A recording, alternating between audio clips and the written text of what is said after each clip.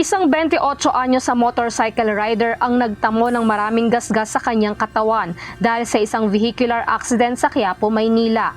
Habang nagro-roving ang team, nadaanan namin ang banggaan ng isang tricycle at motorsiklo sa A. Bautista Corner, Hidalgo Street, Quiapo, Manila. Nakita namin ang nakatumbang motor at ang rider nito ay sugatan. Binigyan ng first aid ang rider sa pamamagitan ng paglinis at paglagay ng gasa sa mga sugat nito. Ayon sa pasyente, bibili lang sana siya ng pagkain nang mangyari ang aksidente.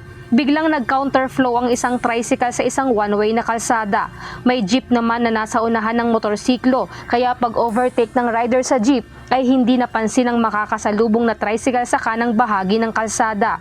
Hindi na naiwasan pa ng rider ang pagbangga sa tricycle na nagresulta sa pagkasira ng ilang bahagi ng kanyang motorsiklo at pagtamo ng injuries. Matapos mabigyan ng paunang lunas, tumanggi na ang pasyente na magpadala pa sa ospital. Sa mga nangangailangan ng agarang tulong sa panahon ng aksidente o sakuna, maaaring makipag-ugnayan sa UNTV News and Rescue Hotline 8911 UNTV o 8911-8688.